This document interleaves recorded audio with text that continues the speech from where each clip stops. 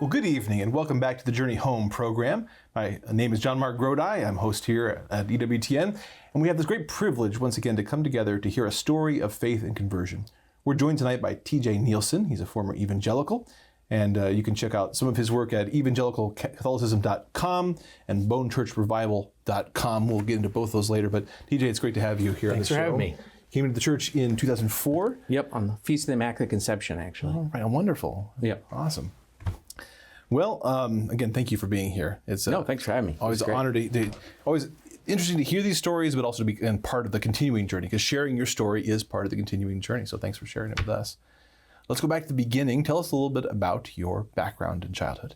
Yeah, I grew up in Tucson, Arizona. Okay. So we moved there when I was 3 from Santa Barbara, California. I was the youngest of 4 kids. My dad was the principal of a small Christian school, and we grew up in a church. It was a Baptist church that the pastor ended up becoming a PCA, Presbyterian Church for America pastor. So it definitely had that sort of lean. Okay. When I tell people in the South where I live now that it was independent Baptist, that has a very different connotation. Right. What it means is just it wasn't officially connected with a specific denomination. Right. So anyway, that's where I grew up. I have older siblings. I homeschooled. And it's funny, in high school, my senior year, we had this Christian living class, and one of the things that we had to do was we had to give our testimony, like every single person to give their testimony. And I remember freaking out at the time because there's a pressure, I guess, when coming from a Baptist background, evangelical background, of knowing like, okay, this was like my conversion moment. Right. And I'm like, I had no conversion moment. Mm-hmm. And I remember thinking about that and even like talking to my mom, and she's like, well, like God brings people to him in 2 ways. One is either through like dramatically bad things that happen in their lives, or the other is the total lack of bad things. Right, right. And it was one of those things where I'm like, oh, obviously to me it was the total lack of bad things. Did you have a prayer life? Did you have a relationship? No, with God? absolutely. And like I didn't remember a single time in my life where I did not believe like in the bodily resurrection, that Christ was truly God. Like all of the basics of Christianity, I don't remember a single time in my life when I was not talking to God and praying, when I wasn't reading the Bible. Yeah. Like, it was like, there was no moment. I just, and I think it was a testament to my parents that it was just imbued every aspect of our life. Which is comforting to hear from parents, right? Like sometimes it does work, right? Yeah, no, it really does work. Like, and sometimes they don't go astray, and like they really do believe the things that are there. And it was, especially having worked in the church for 10 years and having taught marriage preparation, and one of the things I always told all the men is like, your kids, they look at what you do. Yeah. And it's a testament especially to my father, like that he was the one that he believed and took it all so seriously, that I believed and took it all so seriously. Yeah. So that's sort of the background where I was. And going all the way through like high school, there was certain things that bothered me. Like I felt like I was, like I believed it all, but my entire childhood all the way through, there was definitely every time we'd go to church, just about, especially when I got to high school, I was very dissatisfied with especially the corporate worship portion, in that I don't know if it was just me and my contrarian nature, but things like praise and worship music really bothered me. I felt like there was a richness that was just utterly lacking, but at the same time, I felt like the intellectual side, so when you talk about like truth, goodness, and beauty, like there was a lot of goodness in like the examples of these good Christian men when I got to high school that were living lives as they should. Like the truth portion, as I was like learning, was tremendous. So like, especially my junior year of high school, my dad taught a class. It's called Christian Perspectives, but it was a logic and sort of Christian worldview class. Interesting. Yeah. And so it was like, I always sort of, I was gonna say, you could probably watch this, but I was gonna say I always credit him, especially for my conversion, because of the fact it was that class especially where it was that emphasis of having to have like a consistent worldview. And basically a consistent worldview where you can't separate truth into different buckets of like, here's the sacred truth, here's secular. Like, no, God's truth is in all things. It's something that's received. So it was like learning to combat relativism and all of this together in this logical way, while being deeply like biblical as you're doing it. That I feel like laid the intellectual foundation that led towards my converting later. Right. But then there, like I said, there was that dissatisfaction of, especially with that corporate worship portion, where I remember when I got to my senior year of high school, that there was the next class in the school where there was a great teacher who was the assistant principal of the school, John O'Hare. And it was a Christian living class where it was supposed to be like, okay, you've gotten the intellectual framework, how do you sort of live it out within your life? And we'd go through all sorts of different topics. But one of the things that stuck with me especially was when we got to this portion of like, okay, what is church? And I remember we had to do this exercise to like, okay, what are the necessary elements for church? And so we were all like writing down things like, well, you have to have a sermon, you have to have all these things. And I remember at the time, like we had to read them all out, that there was one kid who was it was a little bit odder kid in the class. I remember him saying sacraments. And I literally asking the person next to me, I'm like, what's a sacrament? I've never heard that term in my entire life. So that stuck with me, but I remember like the conclusion of it was as we came up with like, okay, here are the necessary elements. Like you could just meet in a park and have those necessary elements. Like, right.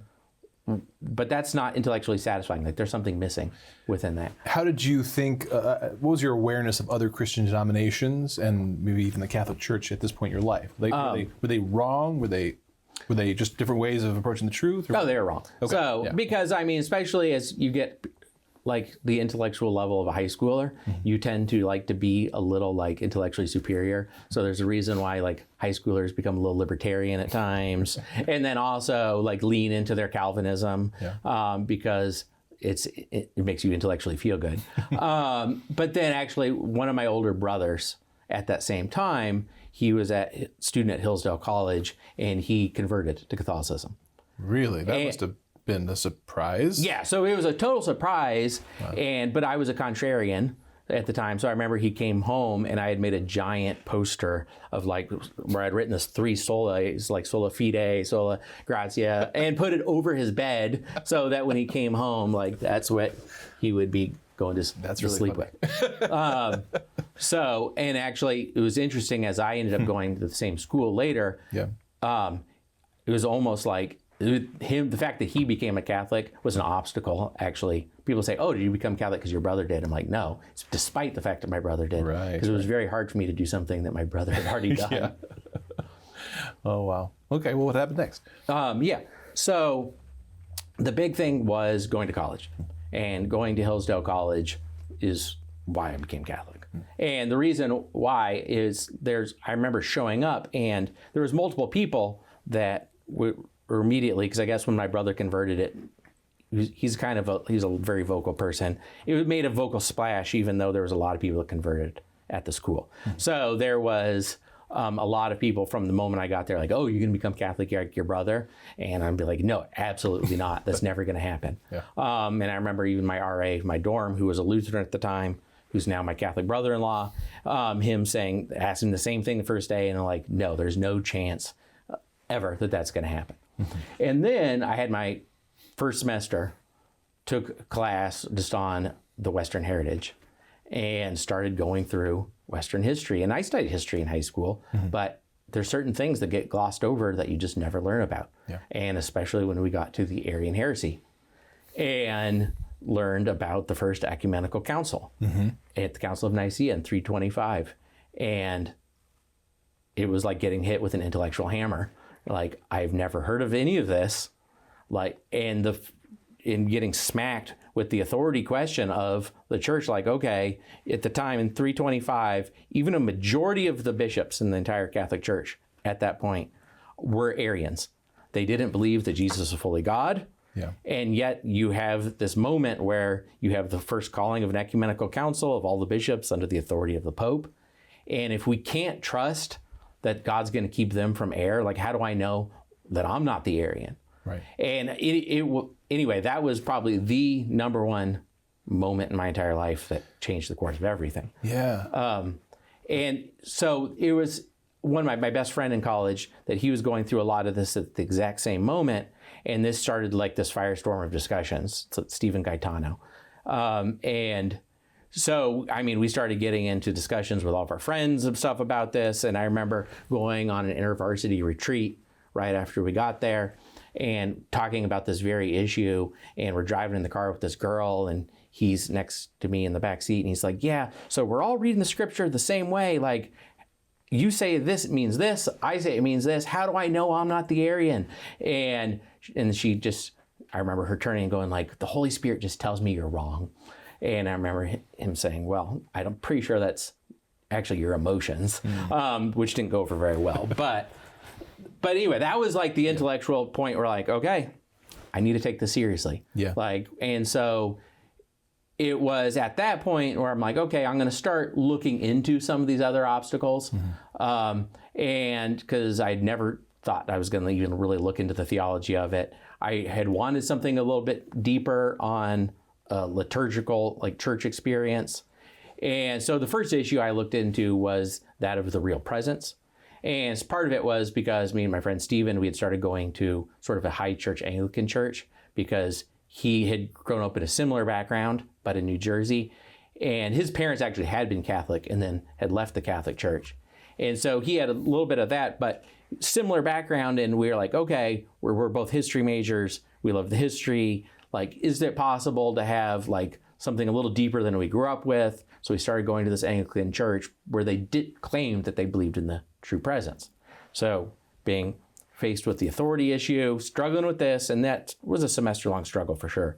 But then the true presence that someone, I don't know if it was my brother or someone gave me the book, The Hidden Manna by James O'Connor, and just reading through that was, one, it was like I had never read scripture before when it came to the Eucharist, but then two, of just realizing like, oh, every single Christian for 1,500 years, except for one weird guy in the 800s, believed in the true presence. And not only that, but they were like, when it came to being martyred, and they're like, oh, we're going to kill you because you're a cannibal. And they're like, all right, kill us. Like, you don't die for something unless you truly believe it. Yeah. And then also what tied in with that belief in the true presence was learning about black masses and Satanism, and that the one thing that they need is a consecrated host. Yeah. And so that started like, well, maybe there's something a little more there than I realized. Yeah. So that was like that first step. Sure. But then it was, okay, so I'm like, all right, maybe I can still have this, be Anglican, have beautiful liturgy, there's incense, like there's some great stuff. Maybe I can do some intellectual backflips with the authority thing, so I don't have to do what my brother did, etc. But then it was at the same time, sort of one after one, I'm like, okay, I should just keep investigating these different topics, and just to make, because I kind of wanted one that would be such a red flag that it would stop me from ever having to become Catholic. Right. So it was like one after one, and I started listening. I mean, I discovered the EWTN like audio library. Yeah. So like I'm listening to Patrick Madrid, like listening to all these one after another, and they were. This is, I would say, the portion where apologetics is, where it wasn't convincing me to become Catholic, but it was knocking down barriers. Yeah. When I started going through, and then.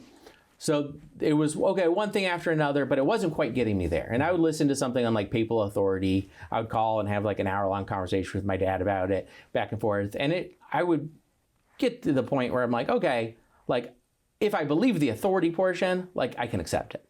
Like it's not gonna be a red flag that just stops everything. Right. So that was sort of a journey that was going on, especially in that first semester. Yeah. What was your dad thinking about these questions you were asking? He was very patient with me. Okay.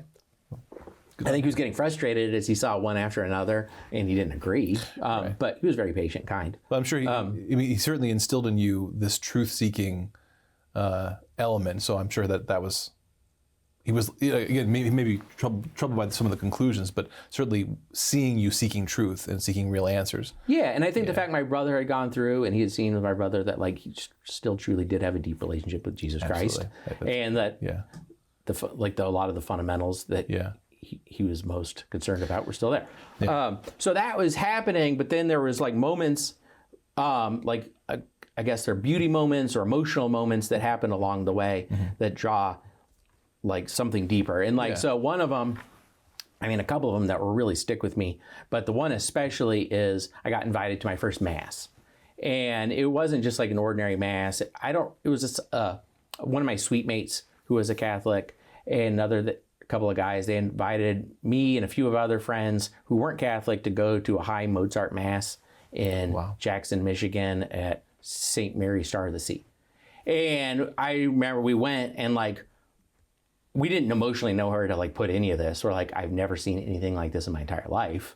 I remember my friend Steven, like he was just blown away, and it stuck with him. I mean, 25 years later, that there was this family in front of us with these little blonde girls in these veils. And he was like, I kind of want that to be my family. Like, I mean, as we're experiencing this, and actually a crazy story with that was, probably around 10 years ago, I was speaking at a Catholic conference in California, and it was at this very fancy, like swanky resort. And my wife was there with me. And the first night, when they put us in this room, and there's these loud, like people talking outside the windows all night, and we're like, we're gonna have to get a new room in the morning. Someone tries to get into our room in the middle of the night, and they're like, that doesn't usually happen at this nice of hotels. So at 8 a.m, we go, we get a new room, and they're like, oh, didn't you ask for a new room last night? And I'm like, nope, didn't do that. Please give us a new room. So go down the hall to the new room. I open the door to the new room, and there's someone asleep in the bed. And I like slam the door shut, and I'm like, oh my gosh, this is horrifying. So that night, the conference opens, and you sit at these tables with random people, and I sit next to this guy. He was a priest, and he introduces himself, and he's like, hey, I'm Father Timothy Nielsen. And I'm like, oh, I'm Timothy Nielsen. And we shake hands, like, isn't that funny? And then he starts telling this story. He's like, it was really weird. He's like, this morning, someone walked in my room while I was still asleep. And I'm like, oh my gosh, that was me. They got our names mixed up. And so anyway, I asked him where he's from. He's like, oh, I'm the pastor of Stella Maris, or St. Mary Star of the Sea in Jackson, Michigan. So I told him the story, I'm like, of going to my very first Mass and it being this touchstone that was so necessary to my conversion. And he's like, I said that Mass. That's amazing. So with almost the exact same name. So that's incredible. So anyway, that touchstone though of that moment, continuing to just study these things one after another. Then there was like sort of some moments of that, I would say the goodness portion, where you're having conversations with people all the time, but there was two things that really, like goodness as in like fulfilling that purpose in your life, that had huge impact in that same semester. One was, I don't even remember where I got it either, is I got a copy of George Weigel's Witness to Hope. And I think I reread the first 100 pages, probably like 5 times. Which that's... biography of John Paul II. That's right. And that the first 100 pages of telling like his story of his life in Poland, I just couldn't stop reading it. And I just read it probably at least 5 times in that semester. And then I also discovered, when I was going through that EWTN library, I came across this guy named Fulton Sheen, who I'd never heard of before, and discovered the videos of his show. And I think I watched every episode over the course of the semester. And I mean, I think that was a huge portion of the conversion. Because when you meet them, when you meet a person like John Paul II, Saint Pope John Paul II, and I think still blessed or venerable. I think venerable. Sheen. I can't remember. He's getting trying to remember. He's on his way there, right? Maybe by the time I'm in this area. But when you meet them, whether in real life or through reading their biography, right? You encounter something that is, again, it goes beyond the intellectual. There's something you want. There's something incredible there, right? This person who has imitated Christ, who has surrendered their life to Christ. It's palpable, right? Like you know when you encounter somebody like that. Was the concept of the communion of saints and of kind of like looking to such figures, is that sort of a new thing for you, or do you have some of that in your background? I mean, there is like an informal portion of it within Protestantism, because like Hebrews, the cloud of witnesses, like we're all praying for each other. Right. But I wasn't intellectually thinking about it. It was more like, oh, who's this? I'll watch this one episode. I need to watch another. I need to watch another. And because there was just something about it that drew me in. And so it wasn't an anti-portion. But then there was different elements as I was going through that were sort of knocking down these pillars one by one. And I would say it was interesting that all of them, I was looking to see if there was like something that would stop, almost like I knew this was inevitable because of that authority question. but rather than looking for like proofs to become a Catholic, I felt like I intellectually I need to look for the obstacles to see if there's something there. Yeah. And because a portion of them, like ultimately, a lot of them is like, okay, like you can't proof text it, so it's either the authority thing's right or not. Right. So that's that's authority. Where it comes back to time and time again. Right. Well, and sorry, what? Let's take a little break there. So again, you've encountered this stuff with truth, goodness, beauty, these different things that led you up to the edge there. But let's take a break and we'll come back and hear what pushed you over the edge. Okay. The rest of the journey. So stay tuned. We'll be back in just a couple minutes to hear the rest of TJ's story. If you go to chnetwork.org, especially if you are someone who is a convert to the Catholic Church, or you're thinking of becoming Catholic, maybe you're asking a lot of these same questions, you're on a lot of these intellectual journeys that TJ has been describing. Again, maybe the truth side in terms of the doctrines and the authority, all those questions, or maybe the encounter with the Mass or the encounter with one of the great saints and heroes of the Church has piqued your interest. We'd love to accompany you on that journey, help answer your questions, and encourage you and pray with you and for you on that journey. So check out chnetwork.org. We have a newsletter, an online community, events, all kinds of things to help you on that journey of faith. Stay tuned. We'll be right back.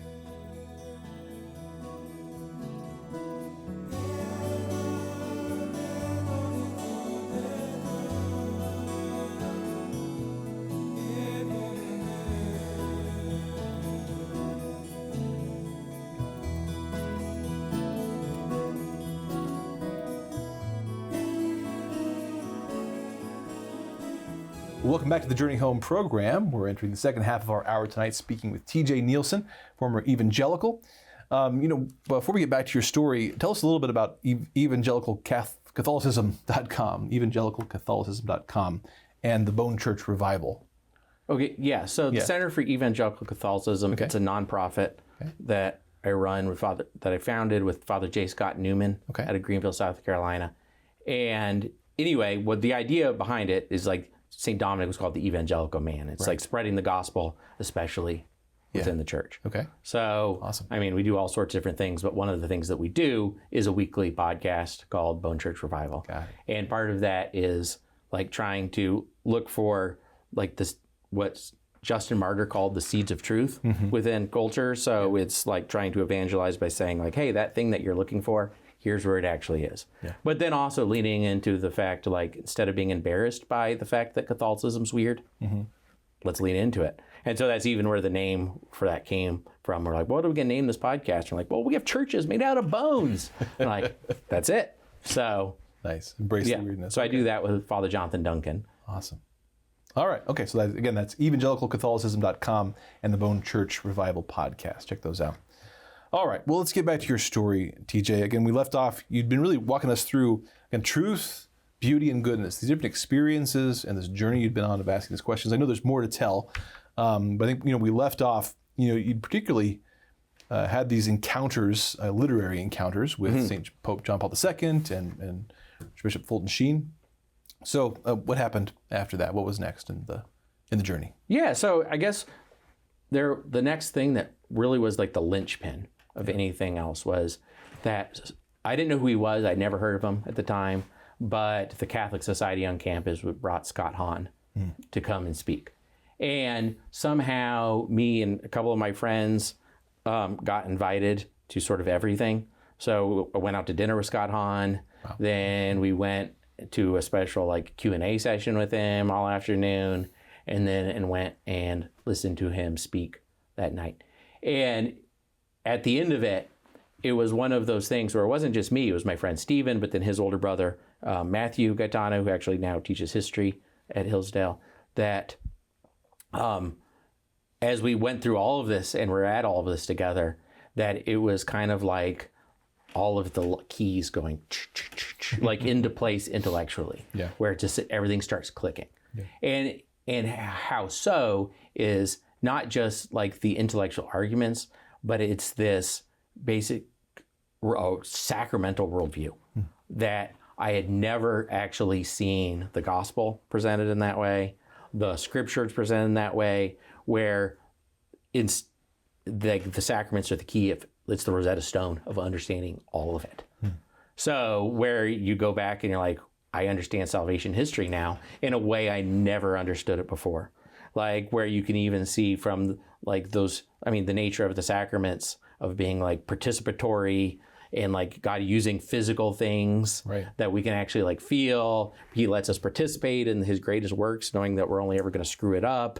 And he uses the way he uses foreshadowing and typology and all of that through everything, that it was, like I said, it blew all three of our minds, where we walked out and we're like, all right, we have to become Catholic. Wow. Like there's no way around this. Now the work has to begin. Yeah. So it's not like anything, like that was the deciding point where we knew this had to happen and we had to start studying.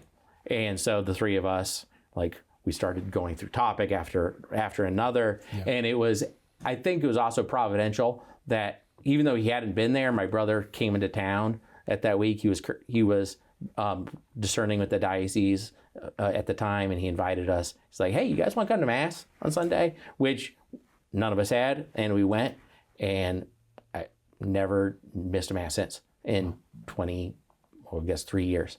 And it was one of those things where it was like, despite like the beauty in that case, because it went from like, okay, I'm going to this Anglican church where they are doing, there's the smells, the bells, the music was beautiful. It was in this old wooden chapel that had been like hand carved, to like, well, like the Catholic Church in Hillsdale, Michigan. It was like one church for the entire county. And yes, you have the college there, but you also, it's an old blue collar like town with the factory that had been closed down. The wonderful priest who was there at the time, Father Tom Butler, who was this larger than life, like Irishman from rural Texas, who spent the first 10 years of his priesthood as the pastor at an all-black parish in Flint, Michigan. And he would lean over the pulpit and like it was, but then the music was the old, like, the worst music of the 70s. Okay. So it was one of those things where it's like, this isn't drawing me in, the beauty, but once you can't unring a bell. Yeah. So it's like, once you know what you know, it's I can't not be here or else I'm going to go to hell, because it would be a rejection at that point. So that was where we were intellectually. But it is even there that despite all of that, there's a growing to love like every aspect of that parish. Right. And especially like the priest there, what he would do was, he was, like I said, the salty Irishman from rural Texas who probably weighed 400 pounds. And he would do is he would invite all the Catholic men and even some of these non-Catholic men, and he would invite us all to dinner. He would take all, and only the men, and he would sit there, and then he would give us like the frankest, like spiritual direction that Catholic or that college men need to hear. Yeah. And it'd be like one by one, like, how are you doing? Like, and it was like, it was life changing. Yeah. Like despite it being like not the rapper that you necessarily think is going to draw you in. It sort of it connects me in my mind back to the notion of the sacramental worldview, that again, God's part of that sacramental worldview is your human nature. Yep. And that there's the intellectual side of things, there's the moral, the will, right? But also this experience of beauty, and God speaks to us through all those. They're all there in the church, and they'll all be fulfilled ultimately in heaven. But along the journey, sometimes God, speaks more to one or the other. And sometimes I think maybe in his providence, he allows one to be taken away to help clarify, right? And that experience, some of the beauty was withdrawn for a moment so that you could really get sure about the truth and the goodness there. Yeah. As part of that journey. No, exactly. Especially that goodness portion. Yeah, yeah. And the sacramental part that what tied it with it. And you see like hands of providence in like weird ways, like, within conversions and little things that you didn't necessarily think about. Was we got invited to, we would occasionally, because we were a little over an hour from University of Notre Dame. So the library at Hillsdale was very small. Notre Dame's library is very big. So usually around once a semester, make little pilgrimage to the library, visit Touchdown Jesus. But we would try to, at the time, or I guess it became more of a tradition, that would try to tie it in with like go to Vespers in the Basilica at Notre Dame while we were there. Nice. And so there was like the first moment I ever smelled incense, like truly in my life. was there, where I can still to this moment like smell it, transports you back. But the sacramentality, where it really tied in, was I remember coming out. And this is kind of a weird thing, but I remember coming out of Vespers and seeing this group of habited Franciscan monks smoking cigarettes. And I just remember staring at them and thinking like, it's all true. Like the sacramentality of it is all true. Like, and it was a weird thing, but it was one of those moments where it's like, it hits you, the grace of it. Yeah. So what some people might have seen and been an obstacle for them, but like the goodness of like the physical world was like hammered home at that moment. That's amazing. Yeah. TJ, maybe it's still coming, but how would you say you kind of resolved that? Because again, as you said, the lingering question is just the authority. Yeah. Right? Because ultimately, even with all the stuff you're learning about biblical typology and the sacramentality, you could try to find that in a few different high churches. How did you resolve the authority question? I resolved it by looking at these examples. I was also at the same time in through a class started doing a paper on St. Catherine of Siena, just in a history class, and developed like a very deep friendship with her as I was doing it. And it was one of those moments where it was just like, you just have to put your trust, where it's like, okay. And I was also, reading other things like John Henry Newman and stuff. And there was a passage from I think it was in a letter he had in there, where there was someone who was just like sitting on the fence and he's like, just man up and make a decision. And it was one of those moments where it's like, okay, well, the purpose of all of this is I want to be with God forever, eternity in heaven. I see the entire sacramental order as like, we call it the ordinary means of grace, but like, this is the surest way of doing that and having that deep relationship with God. I see the fruit as it's there, like, it intellectually makes sense. Take a leap of faith and just like put your trust in God. And like, so that was ultimately, that was what it was. And there's been a few moments in my life where I've had like absolute clarity, like this is the thing you need to do. Right. And so that was one of the moments where like, if you want to get to heaven, this is the thing you need to do. Yeah. Yeah. So I had already done basically all the reading, like studied the entire catechism, all those things. So I went to the priest and said like, hey, I'm ready to become Catholic. He's like, oh, you want to sign up for RCA? And like, no, I'm ready to become Catholic. Like, I've already done all that. So that's when he's like, okay, how about the Immaculate Conception? Well, you don't have to wait all the way till Easter. And we're like, great. And then it was nice. They did have an RCA class in the parish, but it was, like I said, it was one parish for the entire county. It was a very different experience. And I knew some people that went through it and they actually found a lot of good fruit in it. But what he did was he basically teamed me up with one of the Catholic professors, John Free. And he said, hey, you and John, just meet. And when John says you're prepared, you're prepared. And I remember meeting with him like the first week. He's like, hey, let's go through the catechism. I'm like, I've already read all that. And he's like, well, what about this topic? I'm like, oh, yeah, I've already done all that. And so he's like, all right, we're going to totally change this. And we're going to make this like Catholic experience, like abbreviated RCIA when I came back my sophomore year. So he's like, we're going on a pilgrimage. Like, so we'll start with that.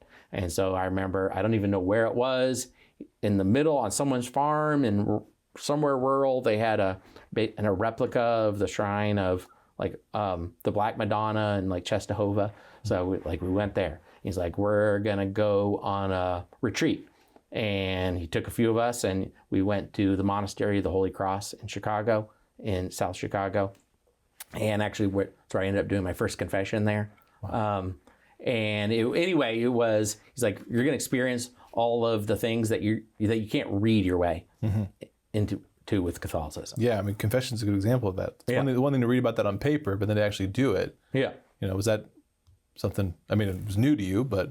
No, and I taught my parish RCIA for 11 years, and I'd always, when I would get to a lot of different topics, especially when I got to confession, I would always tell them, hey, just so you know, like when you receive your first communion, sometimes people will get like an electric thrill. You probably won't. Like certain people feel things, you probably won't. But where you will feel the cathartic experience is your first confession. Yeah. Like that will change everything. Yeah. And so anyway, 100% that was the case. Yeah, okay. Where it's one of those things where there's like sins that you've been working to overcome like your entire life. And the grace of confession, like they're gone. Like, so. Yeah. Was the view that you came from in the sort of the Baptist PCA background, the view of justification and sanctification and sort of like the journey with sin and stuff? So I think I actually had a very Catholic like soteriology before, because I remember even in high school, like when, like in that senior year class, that made a lot of sense. The teacher being like, hey, people talk about like, are you saved by faith and works? And he's like, you know what, you're saved by grace.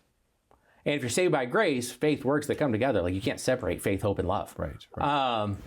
And so even like the idea of being saved like faith alone, like I believe, like as a Protestant, I was saved by faith, hope, and love. And how that exactly, like, so the justification was not a huge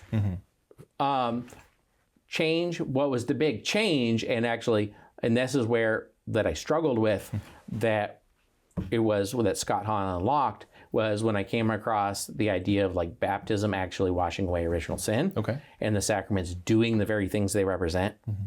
Like that, and in many ways, that's like the crux of the entire Reformation, is that issue. Right. Like, does baptism actually like restore our relationship with God? And like, yes, concupiscence remains, but if it does, then sanctification becomes possible. Right.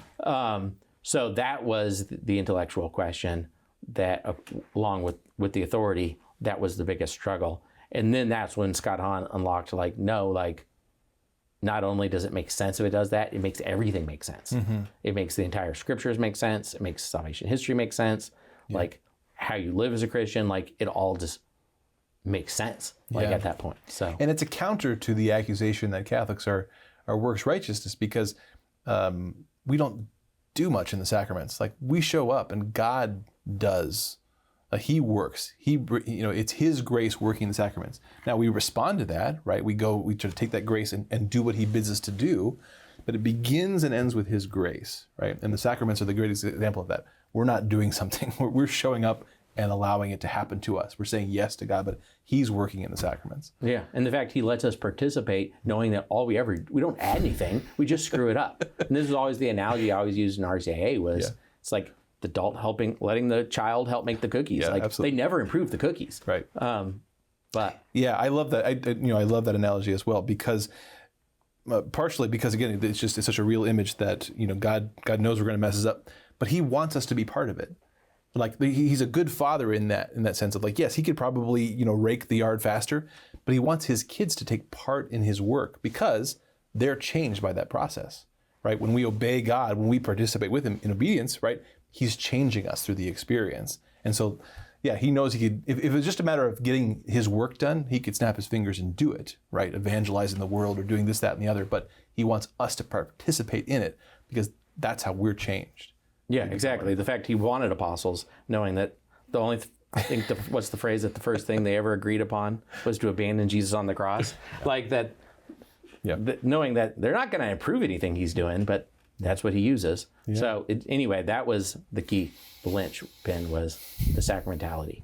All right. And so anyway, so it was, December 8th, 2004, ended up becoming Catholic. And it was one of those things where when over time, when you look back at it, it's like, well, people are like, why did you become Catholic? Why did you become Catholic? Because that becomes the question that they always hit. And it's like, well, the first answer was, well, I became convinced that the Catholic Church was the church that Jesus founded. And I had like a long answer. Yeah. And then it was after a few years, it's like, well, I just became convinced that this is the best way that I could possibly have the deepest possible relationship with Jesus Christ and get to heaven. Yeah. And it's true. Like, so. Yeah, I think that isn't that Chesterton's, answer. It's like, well, there's 1,000 answers, right? But they all amount to that one. That's just, this is it's true, and it's the best way to get to Jesus.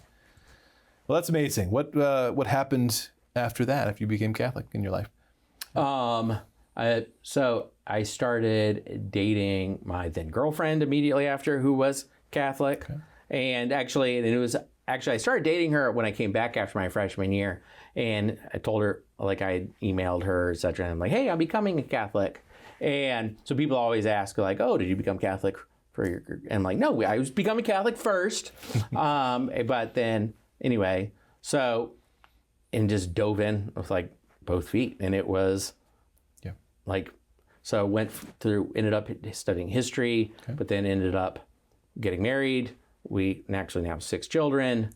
Then I taught in Catholic schools for 5 years, did a master's in theology, worked at parish as pastoral associate for 10 years. And it was one of those things where it just changes the entire course of your life. Yeah. Where like, not only how you, like what you do on Sunday, but how you think about everything you read, every decision you make with your children, like how you want to raise them. Yeah. And then that's even a portion of it where you think about is like, as you're going through all of this is like, well, what is it you want to pass on to kids that you don't have at the time? And so when you see, and this was actually a part I didn't mention, was you see Catholic families. And so in this particularly, there were young Catholic families who are professors in college, and seeing their family life, which I had a great family life, but there was something there that I'm like, that's what I want to pass on. I want to have a family life and children that are reflecting that. So I got very close with a few of them. Yeah, that was really one of my questions. Is that you had such a great Christian family experience, and so what are some of the aspects of now of being Catholic that you've added to that in terms of how you raise your family? Yeah. I mean, the portion especially is, I mean, there's the deeply involved in sacraments. I mean, my third son just started altar serving, and I mean, it's the most important thing literally in his entire life right now. But it affects everything from like the entire, like we homeschool our younger kids, our older ones are in classical Catholic high school, but the entirety of how you understand education, like everything, like revolves around this. Yeah. Like the entire liturgical year. I mean, this is something that's mind-blowing when you're Catholic and you become Catholic and experience your first Triduum in Easter. Right. And like, well, I mean, we had a ham on like Sundays as a child or on Easter Sunday, but it was not this immersive, totally intensive thing where it's like affects your entire life, where you dive in. Like, I think we had in high school maybe like get encouraged to give something up for Lent once because it's like, it's kind of but I'm like, what's Lent? Like, I didn't know. Yeah. But like, you're diving into this like with both feet. And then you're living through the entire Triduum and the entire like passion and death of like Jesus. And then you're really celebrating on Easter Sunday and like living this liturgy within everything. And then, like I said, and seeing it within these Catholic families that I became close with. So I ended up actually one of them, Brad Berzer, he became my sponsor when I did, and like was very close with their family. And and Steve Smith was another one. And it was, I mean, it just, that's changes everything. Yeah, I love the point though about the liturgical year. Like again, it's that sacramental worldview. The Church invites us, to sanctify our time in so many important ways on the macro level in terms of the year, but even on the micro level in terms of like the liturgy of the hours. Right, this seeing our time as something to be taken hold of and embraced and ordered and brought into our Christian life. All of it, not just like certain times, but all of it. It has this sanctifying quality to it. Yeah, and the fact you don't have to reinvent the wheel was another huge portion, because so much of spirituality growing up was like, I have this new great idea. And you come up with, I would say, as you go through becoming Catholic and you dive into these things, you're like, actually people already thought through all these things. Yeah. So it was like, okay, how do you make sure that you're grounded in Scripture every day? How do you make sure that you're in the Psalms? The Church Fathers are like, the liturgy of the hours. Yeah. Like, I mean, it's already been sort of thought through, like that there was part of that richness. Yeah, that's a good point. Like we tend to think of the history, the historical, the traditional element in terms of the doctrines, but there's a great accumulation led by the Spirit of, the wisdom of the saints, the wisdom of the devotional practices and the prayers. I've just been thinking lately about the great blessing it is to have Catholic prayers. I've had this black Catholic prayer book since confirmation, and for many years I just kind of carried it around with me. I'm like, what do I do with this? Like, I'll open it up if I need to look up something, but it's only been in recent years I'm like, I understand why I see like these older Catholics walking around with this worn out prayer book, because it's like, when I don't know what to pray, I have a treasury of these great treasures from saints and doctors of the Church for 2,000 years. No, right? Exactly. And that was a big thing, is I remember actually one of those professors giving me a copy of the Opus Dei like handbook of prayers. Nice. Yeah. I mean, I think I've gone through like 10 of them as it's been worn down like time and again. But it was like, oh, I'm not going to just sit and just emote at Jesus. Sometimes the brain isn't working, Right. and be able to like, all right, before Mass, like I'm going to read Thomas Aquinas's like prayer before Mass. Like, oh, you're sitting and praying in church. It's like, let's do the Stations of the Cross. Like, I mean, and it's amazing. Yeah. And it actually actively engages the intellect in a way where like, oh, actually now I can pray. Like, I mean, it's the old difference between meditation and contemplation. Or like meditation, you're engaging the intellect, and it starts with like thinking about different things in the life of Christ, and then sometimes God will give like that moment of grace where that comes after it, but not usually. Like the work we do is the meditation, the act of thinking portion. But bringing back the Catherine of Siena, like actually I would say the one contemplative experience I've had in my entire life, everything was when shortly after my wife and I were married, my brother who had converted, he was doing the Masters of Architecture program at Notre Dame. And so he was over in Rome for a semester. So we went to go over and visit. And so anyway, but praying at the tomb of Catherine of Siena was like, literally, I was going to say every once in a while, people will have one of those indescribable contemplative experiences. And that was the one I've ever had. So I'm like, okay, I think you were involved in that journey. Like, so. That's awesome. We've got about 8 minutes left. Can you tell us a bit more about how did the Evangelical Catholicism project or apostolate come about? How'd that happen? Yeah, so this came from Father J. Scott Newman, who George Weigel's written about him a couple of times in like Letters to a Young Catholic is one example. And so he is the pastor of our parish. And so I was teaching in Catholic high school at the time. I walk out of Mass and he's like, hey, can I stop you for a second? And it was, anyway, he's like, hey, you want to come work for me? I mean, more or less, he's like, and we're going to start a nonprofit together. And I'm like, okay. And so anyway, so I didn't know exactly what it was, but the idea was, he wanted to try to like help other parishes that were doing what he was doing, because people keep asking about it. And actually where that idea came from was actually from Scott Hahn, who told him, hey, you need to do this. So we're like, okay, let's start it. What are we going to do? And so it was like, I don't know. Like, and so it was literally like start from scratch. Like, what do we do? So it was like, okay, I guess make a website and then it's real. So made a website, but then it was like, okay, let's think through like the truth, goodness, and beauty aspect. Like those are what convert. We're trying to evangelize within the church. We'll start with the beauty aspect. So one of the things that's not unique to St. Mary's, but is very rare, is that he says, the Mass there is it's a Novus Ordo liturgy, but it's as beautiful as it could possibly be. And the preaching is phenomenal every week, and people literally move from the entire country to go there. And I was going to say, National Catholic Register wrote an article on that recently, and the people move. I mean, it's not actually. There's 3 different parishes in Greenville where it's the same way. And anyway, so it was like, all right, let's help young priests that they want to do this, but also they don't want to like come across with a heavy hand, where they want people to feel like, hey, we're doing this together, like within the parish. Like this is the direction we're all going together. It's not just new priests coming in and like, oh, we're going to change things. It's like, no, we're moving together towards Christ. So it's like, let's start mentoring and like helping with that aspect. That's great. But then it's like, okay, let's look wherever there's gaps in the church. Like there was great intellectual content, so let's move on and start like, well, how do we help people with the goodness portion? So anyway, so it sort of one thing after another in that aspect. But the idea of just ultimately evangelizing within the church. Not outside the church, in the church. Make more Catholics into committed Christians. Not just cultural Catholics. Oh, that's excellent. What a great mission.